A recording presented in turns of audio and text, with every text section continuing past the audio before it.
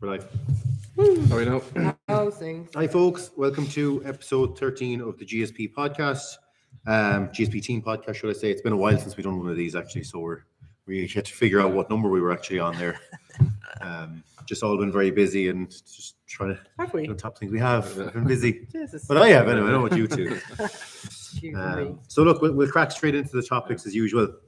And the first one is holidays for competitive athletes. Subject that's come up a few times, and I actually spoke to you, Cilléin, about it last week. I just kind of asked if you had anything planned, or do you even think of planning anything, being at where you're at in the sport? And No. go. Yeah, No, not really. No. I think I kind of view going away for competitions as kind of like the closest thing to a holiday you can really get. Especially in this sport, because it's not like with other times where you can't really take time off because you're training your muscles, your central nervous system. You need to keep them at a certain pace through training and that. So yeah, I don't know. Like, so just training always kind of comes first. Like, so especially kind of where I am now with strongman, where I know the next 2 years will probably be the busiest competition wise, just to kind of solidify my name in the sport a bit more. So then I would have a little bit more free time, but still, like, it's, you know, you gotta kind of fit the rest of your life around strongman or strong woman, depending on what you're doing. Yeah, and like you were at a point where you're trying to break into the Giants live scene, and you're trying to break into, you want to win UKs, you want to break into the world's strongest man scene. So like, it's a pivotal point for you, like, I suppose, isn't it? So you were kind of saying, like, you were saying to one of your friends, for the next 2 years, just count me out of any going away. Yeah, That's how it's been really for the last 4 years, really, with me training strongman. Like, I haven't really taken any holidays or anything. Like, it's just been training, like. But I suppose that's how it's kind of got me this far as well at the same time. Yeah, and like, we're the same. I should like OSG, OSG is the holiday. Who's the fucking holiday for? For me. As Matt always says, I'm on my holiday. Yeah.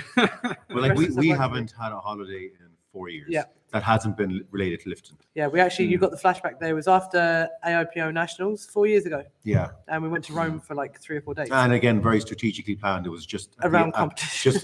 Just done a competition and got out of here for a few days. And that's, it's kind of it's a decent time to do it if you are trying to plan a holiday as a just after competition. Just after competition, get out of here. Yeah. You know, that can be your bit of a deload, like, and back into things when you get home. Because it's pretty pointless for like mid prep to go on a holiday. It's the stupidest thing ever. ever. It is really, really stupid. Like, I think, unless you're willing to find a gym and train, but even while you're still, there, it's just like you're not really having a holiday then, is it? really like, having a holiday. No. No, I think that's the only exception to the rule. And if you were like, I suppose, if you're looking at it from a perspective of if you have a family and you've got a family holiday that you always do, there has to be, you'd be wanting to look for, like I said, a gym that you can actually just continue on your bits and pieces for.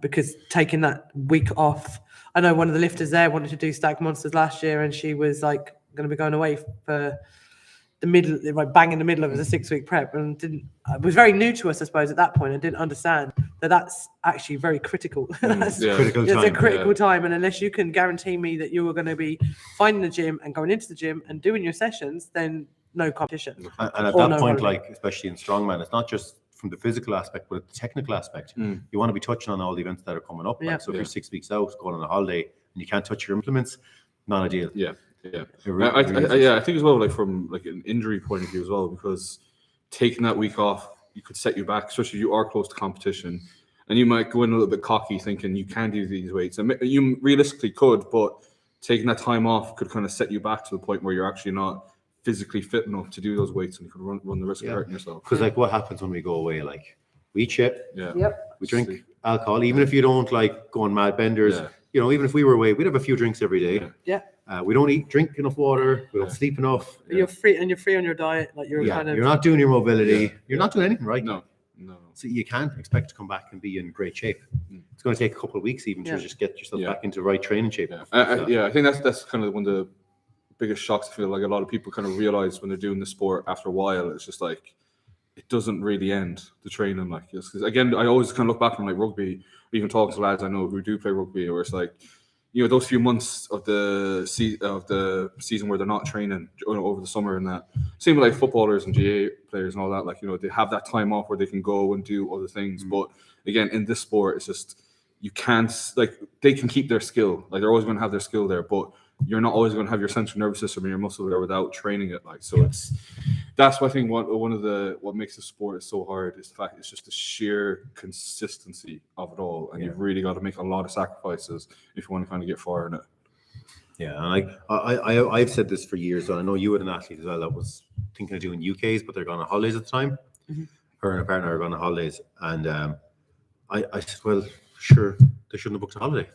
I was like, I believe as a competitive strength athlete, you don't book your holidays. If you do get one at all, that's not to do with lifting until you have your full competition schedule. And then you pick the point that makes the most sense to get away for a week or 10 days or 3 days or whatever it is. Yeah. I think if you're very serious about competing as a competitive strength athlete, you need to know when the competitions are going to be. And then you might be looking at it going, geez, I can't get away till November. So be it. Like, if that's the choice, if the choice you make is to be the best strength athlete you can be, especially moving into international levels or even high level national, you have to wait. You can't, like, you didn't have a date for Ireland's Strongest Man till recently. Yeah.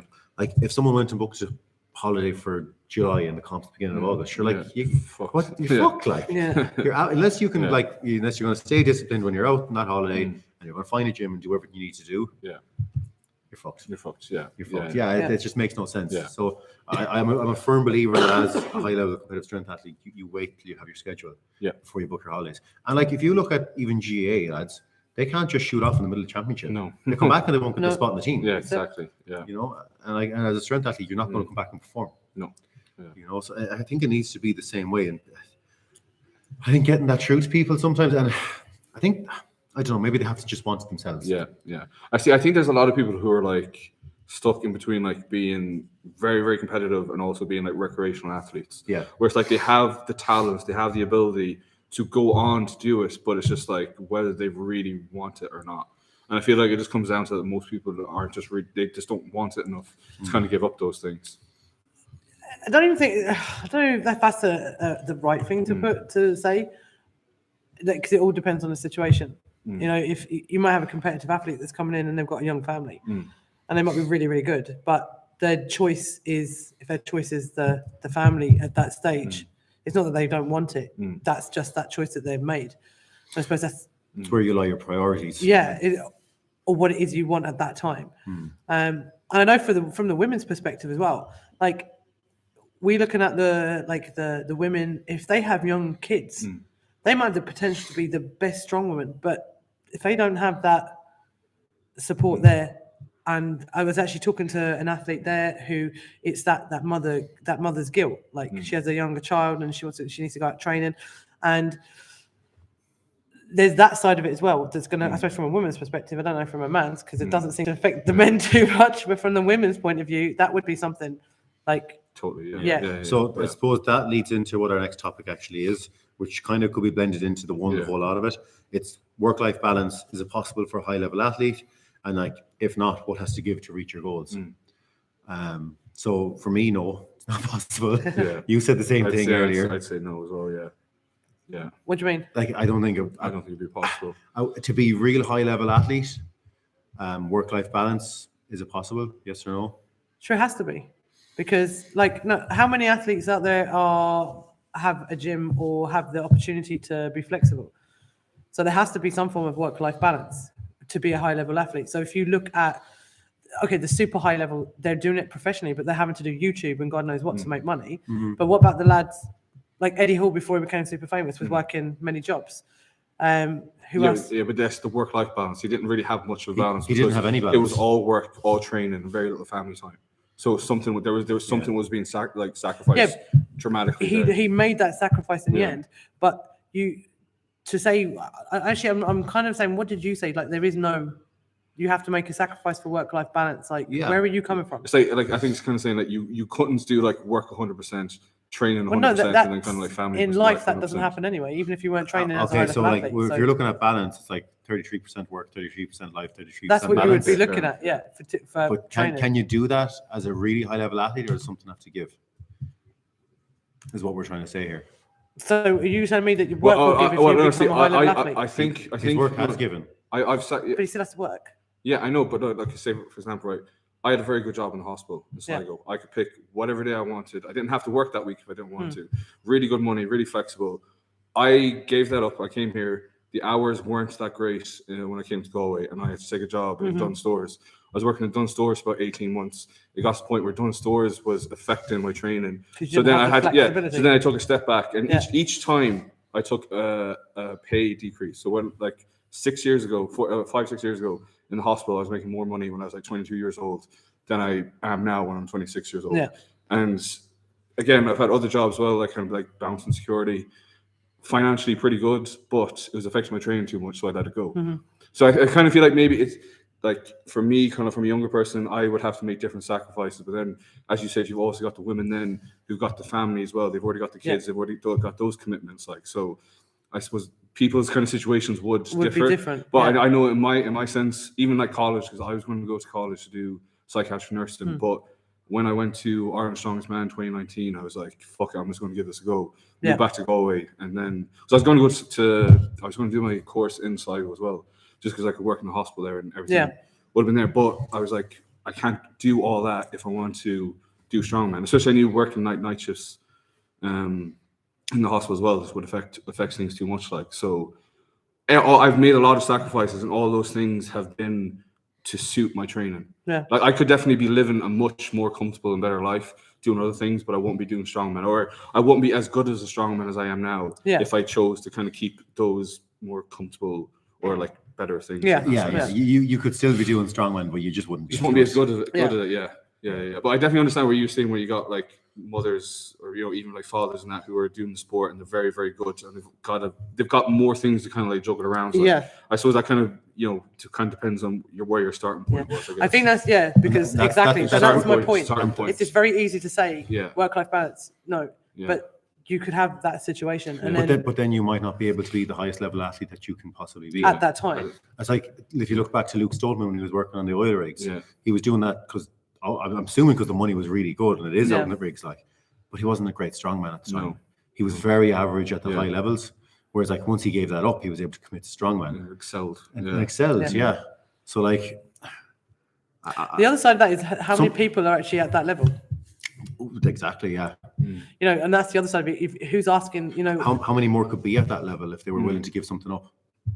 Yeah, but how many do you think are actually physically at that level? If they were to turn around, if you were to take just like a situation, if you were to take someone hypothetically that's walked in, that's relatively strong, has a very good interest in strongman, and you say to that person, right, you give up work and I'm going to support you for a year or 2 years, and you can become world's strongest man. How many people are actually like that? I think for someone like that, they're going to live on newbie gains for a couple of years anyway. And then there comes a point where the decision has to be made. But at that point, they should know if they really want to do this or not, and if they actually have the potential to come to a good point. Cilléin wasn't thinking that when he walked in the door here. I wasn't thinking that for Cilléin either. Yeah. That came a few years later when he was when you got to compete at Ireland. And, you could really see the progression here and how good of a strongman he was and potentially could be. And he's seen that. I think he's seen that himself eventually as well. It's not that I said, Cilléin, you have to give up work now. Yeah, no, it wasn't. My own choice. It was his own choice, I think for someone coming in fresh, no, because they're going to live on newbie gains for a few years anyway, and they can do a mediocre amount of work probably. Yeah, but again, even before I came here, I've been in the gym for about 6 7 years. Absolutely. So you had a serious body. It wasn't behind you. Yeah, it wasn't just coming straight off fresh, just starting off strongman.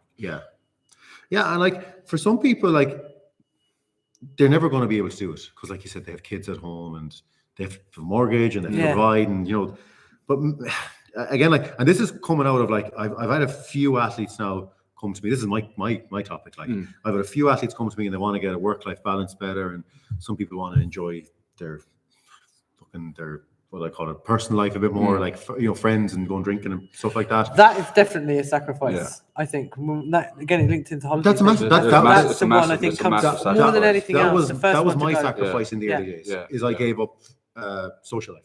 Yeah, I had no I still worked 2 jobs through for some reason I just work a lot. I just, even when I didn't need to, I had 2 jobs after college, and I trained like an animal, worked like an animal, but I had no social life at all. I just completely packed it in for a few years. Luckily I have good friends that were very understanding of that. I could still turn to if I needed anything, but for me it was that. Yeah. It was the social life that was gone. I know it took my friends a long time to kind of understand why. Like they were just calling me a boring bastard for so long and stuff like. But I think it was after a few years when they actually seen realized what I was trying to do, that they were like, they actually like, right, we can understand, because they were getting frustrated because it wasn't going out having fun with them as much. Like it was just training was just more important. Like I chose, and again it was a choice I made to like not be going out having fun, meeting new people, going off on holidays. Like, it was a decision that I made at a very young age, luckily enough, to actually kind of put me in the right path. Yeah. And look, it's a really tough one. Like I someone else pops to mind that trains here as well. Like, and they were away, they went on holiday over Christmas actually, but still trained through the whole thing. But maybe other circumstances around their life mightn't be as difficult as others, like kids, etc. But I don't know. Like, for me, it's very hard to find, if you want to be the highest level athlete and get the absolute best out of yourself, something has to give. Yeah. I've always, unless you have easy street, everything's handy. Yeah. And I suppose there's a few of them as well. Cases. Like for you, like. I'm not saying that not something. Of course, that things don't have to give. Like, again, from a work perspective, I suppose over the years, I would have, the more involved I became in strongman and powerlifting, the more my life revolved around that, and the more the job that I was doing, whether it was the impact it was having on my mobility or my mental health or my ability to train, like, again, I made the decision to adjust those things. You actually said this before, like when you say about sacrifice and people going, I'm sacrificing this, that, and the other. Like, where is it? But is it a sacrifice? It's a choice, isn't it? You don't have to sacrifice. You've made a choice. You made a choice. The sacrifice is really smothered, people around you have to deal with it more than anything. Like. Exactly, because you've made that decision to either step back from social life. I think as well, though. I think it's like, actually, it would be a sense a sacrifice, because in some way, because I think it's like consistently having to like make that choice of not going out. It sounds like if you just make that decision once, that I'm not going to go out and have fun with my friends, you got to make that decision every goddamn day almost to actually make sure to keep you on the straight and narrow. Like. I still don't think sacrifice is the right word for it, because it's decision. Decision. Yeah. I think it's more decision, to be honest. Yeah. Than a sacrifice, but it depends on what you see it as yourself. Yeah, exactly, and everyone's different. That, but I get what you're saying. To be the best, stuff has to give. But again, I think it's down to the individual, is how much you're willing to. 100%. How much you're willing to give. My question is, like, is it possible for a high level athlete or someone who's aspiring to be the absolute best they can be?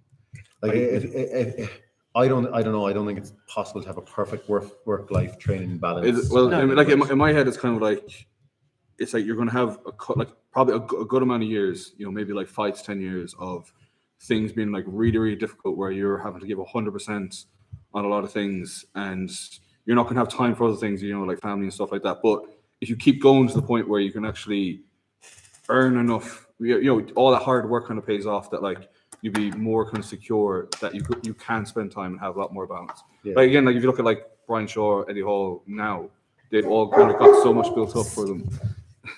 They've got somebody so much. At the door. They obviously can't read the messages on the door. But they've had so much built up for them over the last few years that they're actually gotten into that kind of comfortable position where they can actually have the balance with them. Sorry, the dogs are barking. Go on. No, I finished my point there. Okay. Yeah. So I think you can become a good athlete. You could be a high level athlete and have work-life balance, but you probably won't. And you probably have really good genetics to be able to do that, but you won't get the best out of yourself. No. And I suppose that's probably a lot of what I'm leading to here as well. Is if you want to get the absolute best out of yourself, if you want to turn around at the end. Like for me, like I always said, I want to turn around at the end of this and know I've gotten the absolute most I could out of my body. That's absolutely not for happening. Those who are just listening, we're all looking at Matt. Yeah.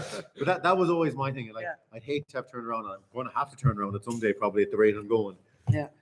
With injuries, and just like be absolutely sickened that I didn't get the best out of myself, and always wonder what was left behind.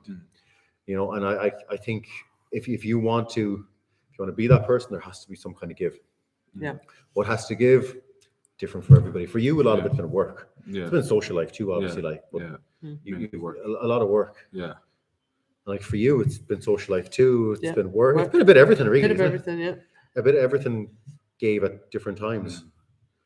And like I said, for me, it was definitely social life, like family life too. Actually, like totally. you know, there's a lot of time, like especially when I was competing, like where I wouldn't have seen my parents that lived half an hour away. And my grandparents, that, you know, only not too far back. I mean, you could go a couple of months without seeing them. Literally, sometimes I could go like maybe like 6 months before I could actually get 6-7 months before I get back home. I don't live in Ballina. You're only an hour and a half. But it's just like with the way work and training structured, like it's hard to get like, you know, 2 days put together where you can go home and actually spend time with the family and that. Like. And that's because you don't want to miss a session ever, like. No. You know, and that's your dedication to your craft. I feel like the idea of missing a session is worse than missing out on anything else. For me at the moment, like. It's like I'd much rather miss out like time with my friends or like something like that if it meant that I had to like lose training. I'd be like, no. It's definitely a massive case of like as well, you know, you get out what you put in. So like 100%. For you, it's putting all the effort into the training to get the most out of it. Whereas for someone else, it might be more important for them to see their family, but they have to understand the consequences of seeing their family. It sounds crazy, person. I know, it sounds like a crazy thing to say, but the consequences of missing sessions, I suppose, is the best way to put it, regardless of what you're doing. And you have to understand that. And like, again, like if you go on a weekends bender with the lads, it's understanding that the next week's training isn't going to be high quality. Most likely. Especially if you do that every weekend, then. Especially if you do that every weekend, You know, which we could easily do that every weekend, but what do you get out of it? Nothing. Do you have any thoughts on? No. I think that it's a really interesting topic. Like, it is, and I don't know. I don't have the answers for it. Like, no, I don't think anybody does. I think it's more about assessing your own personal situation and then trying to, like, you know, even every day, each week, try and navigate yourself towards your goal as much as you can, like, and try and mitigate as much loss as you can on the way.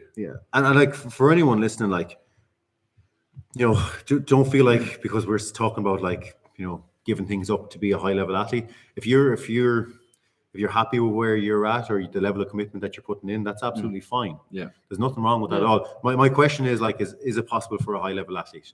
Like I'm looking at two here. I'm looking at Ayshea and Cilléin. I'm going like, I want to kind of dig deep into what they think about reaching. The biggest thing for it is because we don't get paid for our job, right?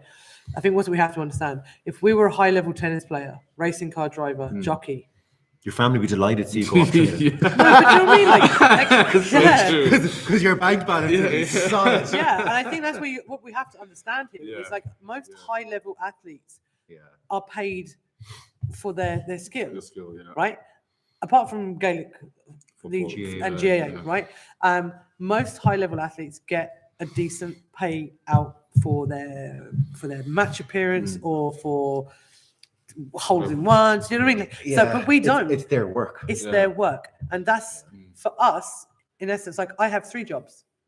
And it's only now I might get a prize fund if I win, but I'm not getting paid to be a strong woman. You're not getting paid to be a strong man. You don't go and get paid to train. No. And I think that's where the problem is for us, for like some of the, well, even powerlifting, you'd probably be better off if you're in America because you get paid to do it. But here you don't. So for strength sports, it's kind of shit. You will be finding that your work-life balance will be shite because you can't sacrifice the one thing, which is probably work. Because if you didn't have to work and your job was going off playing matches, you could then have your holiday times a little bit more structured around your season. You could have your family time because you know you're getting paid to do these things. You haven't got to go to work as well as train or go and compete. So I think that's where we get screwed over. Absolutely. More so than any other high athlete. Because like for the other high level athletes, the work is the training. Exactly. Whereas us, it's like work-life balance training. Or work-life balance sport, whatever way you want to put it. How would you balance? Now there's another factor thrown in there.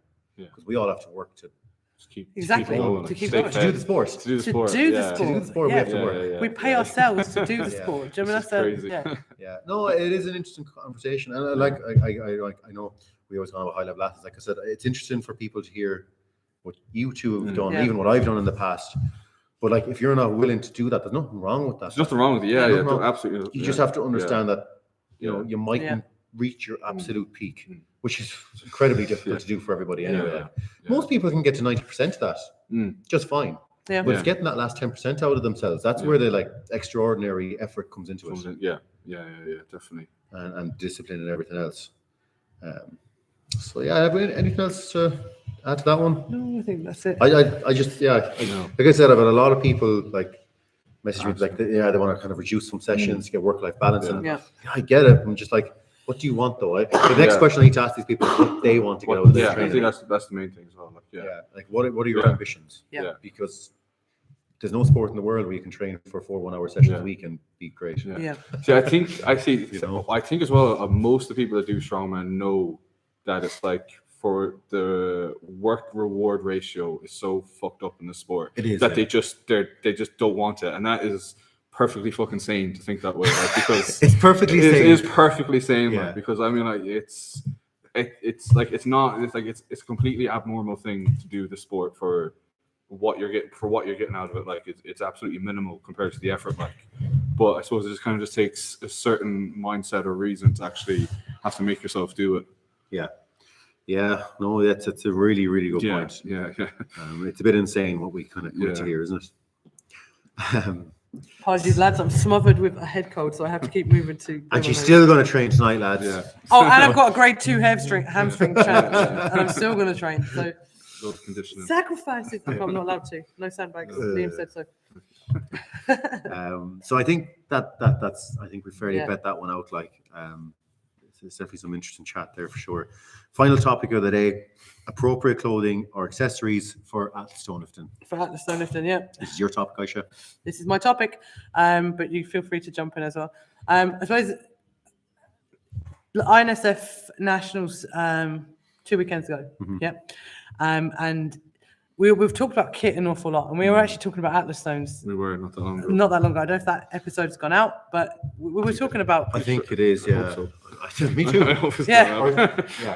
Who knows? Anyway, so we had the INSF Nationals here, and stones was actually one of the last events. Okay, and there's two sides of this I'm going to be coming from, I suppose. So the first one I'm actually going to go for is for the ladies. Now I haven't seen this in a good while, but we did have 2 incidences of exposure, I suppose is the best word to say. And before the woke police or whoever else wants to get on board and say my body, my whatever, that's fine. But I can safely say it must be extremely uncomfortable for you if you are having to worry about exposing yourself when you are doing stones, and also it must be quite painful. Just to say it, boobs popping out. Yeah, boobs popping out. But it is exposing yourself as well, right?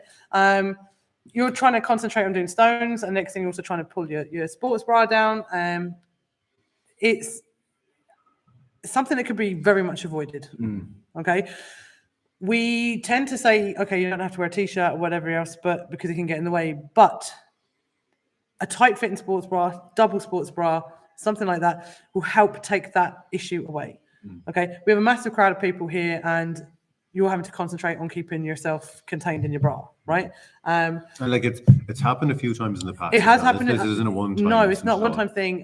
We had definite boobs popping out, almost boobs popping out on 2 weekends ago, and then a couple of years back we had in one competition as well as a similar thing. You'll see a lot of the girls internationally who are wearing like a sports bra and shorts. That sports bra is about 2 sizes too small, and it's not going anywhere, right? It's not something that's the super stretchy and it's going to go. And logic is going to tell you if you've been using tacky and stones on a t-shirt, your clothing comes with you, right? So it's just something that I would say to people, or to women, not to people, to women, when you're looking for your attire to wear for stones.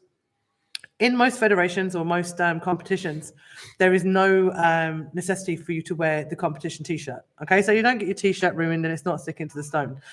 I've always used a singlet. Right, I had my old powerlifting singlet, something that I bought in, and it's something that's actually followed on. A few of the lads have started doing it. Mary was doing it. Mary's singlet got destroyed, so we actually come up with a plan of saying, okay, a swimsuit. So you can actually get the little short swimsuits or a swimsuit and a pair of tight leggings. It's the best thing for stones because it doesn't take the material with you. So you're actually fairly efficient. You're not worried about your clothes sticking to the stones so much, and you can effectively do the stones, right? And not have to worry about flashing. So that's the first one. That's a bit I'd point out there for the women, is there is ways around that. And I'm sure that if you get your nipple stuck to a stone, that shit's going to hurt, right? And I've heard a story, I think it was a Mark Felix that happened to. Wasn't that Felix? Where tacky on a stone, he went slow to stone. His shorts were stuck to the stone. It was a singlet. Was it a singlet? But the singlet rolled down. They had it rolled down. Oh, it came unrolled it with it. No. As he dropped it fell down. Oh, and exposed it his. Came down. Whole package was out. Genie back. Everybody. And I'm just thinking from a promoter's point of view, if we want to make this sport professional, and we want to get sponsors on board, we want TV rights and blah blah blah, all the stuff that's going to make the sport professional, get athletes paid and take it to the next level. This is stuff that can't happen at a big show. No. Do you know what I mean? Because there's kids present. Yeah. And if you want it on TV, you don't want to be blurring stuff out. I know for a lot of people this isn't the case for them because they're not doing arena shows. Yeah. But even at the smaller levels, if we want to get them comps, and which I'm personally working towards, getting comps like nationals and that into bigger shows and kind of arena type things, we can't have stuff like that happening. If we want to make it kid friendly and kids in watching stuff like that, we need to. And maybe it does come down the line where you go, right, maybe everyone has to wear singlets and they have to be put up properly. Yeah. Maybe it does come to that. Or some form of covering. Because I know the other excuse, like you said, the lads will be going, or people might say, some of the lads are topless. Okay, fine, fair enough. I'm considering that we bring it in across the board that everyone has to wear a t-shirt or a vest top or some form of covering. And the other reason, because from the women that men's hair is all over the stone. Exactly. So basically, this is the other side of it. We get the lads, especially if they haven't shaved their chest, we end up with, and I know you're laughing. It's disgusting. Yeah, it's disgusting. I know. It's a fucking hairy stone. It's nasty. It looks. Oh, it's like Cousin It over there. Some of those. So there is that side of it as well. I think from a not wanting to have a hairy stone and not wanting everyone to be flashed. There's that side of it. Now, going on to the other side of it is what we did see was a lot of guys here with loads of clothing on that was unnecessarily sticking to the stone. Yeah. And that made no sense to me whatsoever either. So especially I seen somebody had big loose shorts on. Over leggings. And their undershorts on. I was like, the undershorts would have been perfect. Yeah. But I saw a guy with leggings or leggings, whatever, man leggings, and the football shorts over the top. And the stone was going nowhere because the shorts were coming with them. The football shorts, like they were pulling up. They were pulling up with it. So there's that side of it as well, lads. A bit of smarts. Yeah. Do you know what I mean? The most of the best stone lifters, they would have. I know you said with the bare chest or whatever, but just have the clothing tight fitting, tape it down if you have to. You want to be a size below what you normally wear, not more. Like you said, the undershorts, any of the undershorts are really handy. I was using them myself for a while. Yeah, I never have any problem with them. They don't go with the stone; they fit snug, and it's protecting legs as well because you can get awful tacky tears as well on the legs. But a tight singlet is really good. Tight singlet. I still use my singlet. Yeah. The only time I don't get to use it is at OSG because we have to wear a t-shirt, and then I'll go buy a size smaller, cut off the sleeves, tape it down, and pull my shorts up over my t-shirt, so it's tucked in. So every time the stone comes up, the t-shirt isn't coming with me. Fine, because that's the worst in the world is when your clothing sticks to it. Then the other thing I saw, and this is hilarious, right, lads?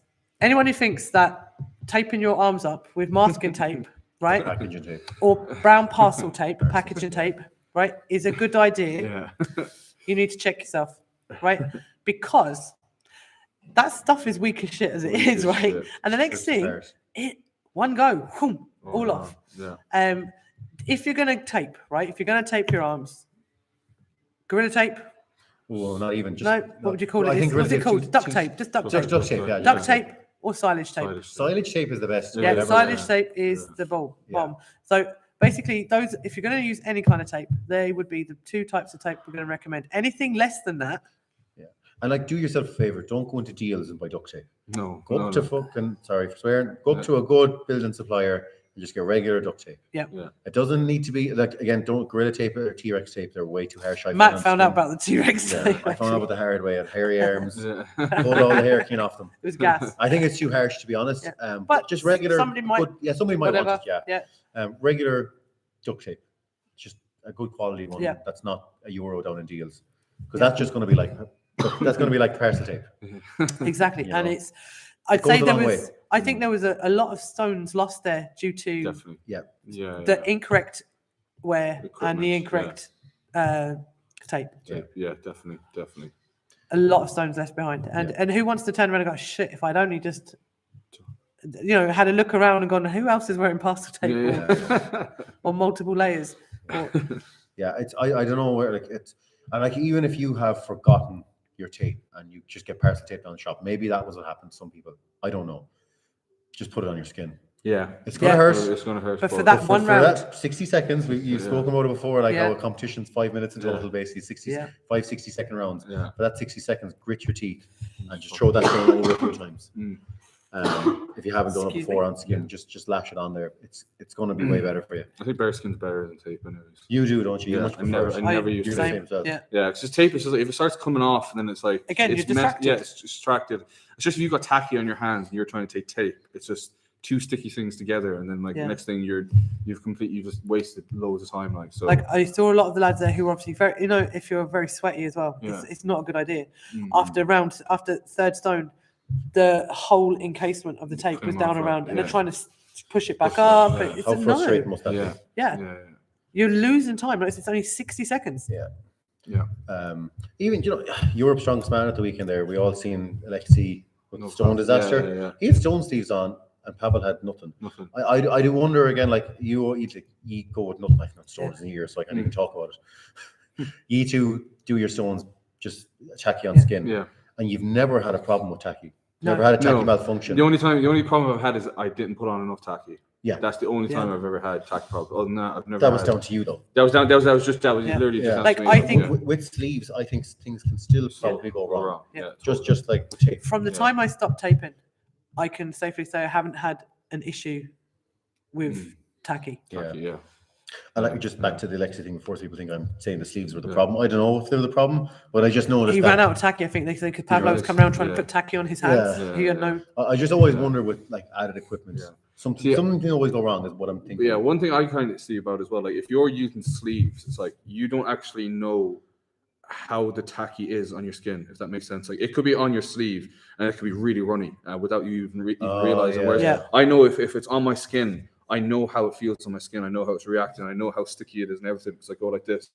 Whereas if you're just going to bumping your forearms off each other with the sleeves, you're not getting a real feeling of how sticky it is. You're just seeing the movement. Whereas I know when it's lathered on my skin that if my hand's still stuck to it, I know I'm in a good spot. So that for me, I have a lot more comfort knowing that it's going to stay there and it's not going to come off.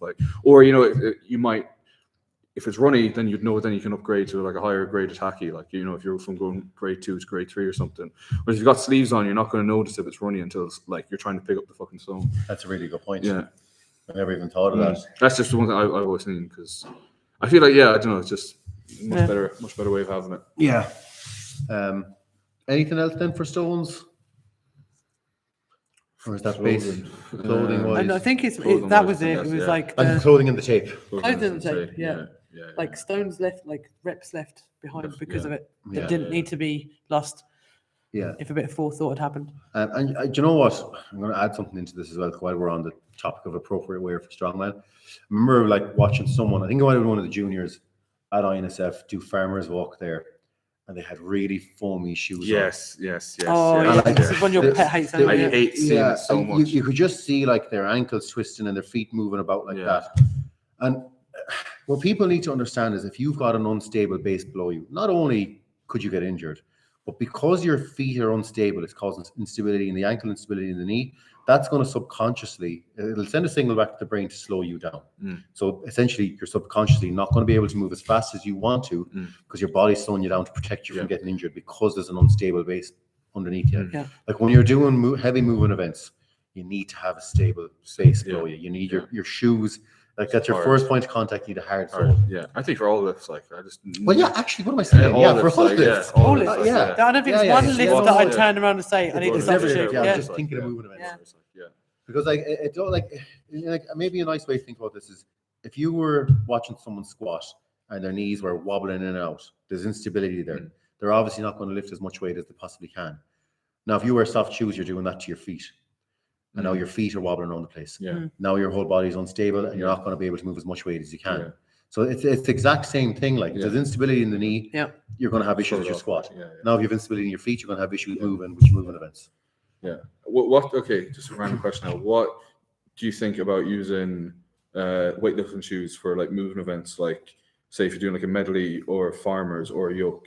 So I do see people do it, like, and I don't know. I've tried training like that way, and I think it's horrific. I think I don't understand it. No, I don't understand the only it. time, right, I think it benefits is if you're short, and it gives Fair. you a couple of extra That's- inches, that's right? the point. Yeah, for like a loading For a event. loading Yeah, event. yeah, But yeah, other than that, I But why- don't. But why for a farmers or a yoke? Yeah. No, I I've don't seen get this that at- yet. I've seen this at pro level too. Like, Yeah, it's not just. Yeah.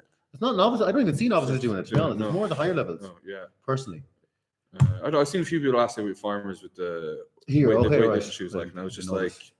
like, again, it's stability. You're not in a natural foot position. Like, No, I don't think absolutely you can not. actually accelerate off your foot if you're already at like a slanted angle. Like, Yeah, you're not going to have that kind of same like spring or bounce off of it. I've never tried it, so I can't even comment on it. But Yeah. it makes no sense to me, really. No. I've tried training that way, but Well, I can't imagine even the lifters that I have Mm. trying to do in a moving event, because even my Metcons, the new Metcons, and I'm a fan of Metcons, I found extremely difficult to do moving events because the wedge is built in Yeah, to the shoe. So it tips me forward. So super yoke or farmers, absolute no go. It was very, very difficult. and like the sole in a lot of lifters, it'd be stiffer as well than like you want your sole to be able to move around so yeah. that you can push. So push on with your foot flexibility, and flexibility in it. Whereas a lot of lifters are kind of stiff, so that's not going to help you move at all No. either. No, Like, no, it's not. yeah, I don't get it. So I can't comment too much on it, other Yeah. than I think it doesn't help. Yeah. Yeah. I think it's probably not the right idea. Yeah. I think you want a hard based shoe that flexes a lot, Yeah. so you can move with it. Like, but yeah, that is about that. Aisha's giving me the hurry up The wrap sign it here up because because they've got people there's out people at the banging door door. waiting to get into the gym. I think that's everything anyway. We've already covered that. I think so, yeah. Yeah, so that is that, folks. Thank you for listening. Thank you If you very like much. the content, share the content, all that, carry on. People trying to get in there, yeah. Like- Right, Wow. we're going to wrap it up. Bye, Right. guys. Obviously can't read a fucking sign on the door. That's going to be in the podcast now, that.